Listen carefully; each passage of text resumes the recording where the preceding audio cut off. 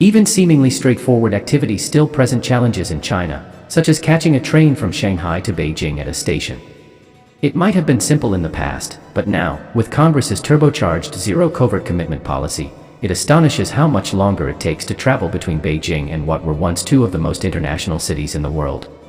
Nothing short of a digital fortress, and despite the fact that Congress has heightened matters, it does provide you with a sense of what life is like in China right now, which is largely dominated by zero-COVID, and it's in Beijing. This has become an integral part of everyday life, dictating the lives of ordinary people like Mrs. Guan, who cannot visit her hometown for fear that her child will miss school. If you leave Beijing, you could be quarantined for 7 days at home.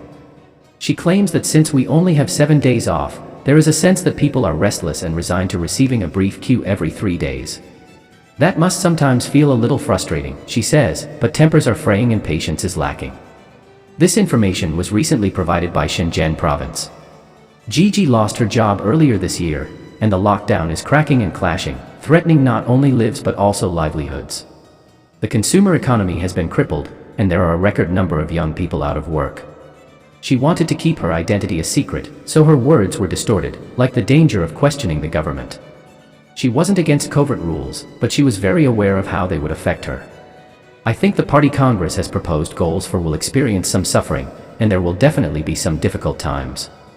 The goals we may have achieved in 1 to 2 years or 3 to 4 years ago may not be achieved at this speed now. When we criticize the rules here, it is seen as if we were criticizing the government for the top leaders to gather this week.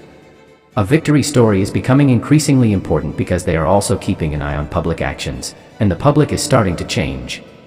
In fact, more and more people are saying that zero COVID is much more dangerous than COVID itself. China is almost the only country in the world on this path. People say that lives must come first, but there are other costs that are not being controlled.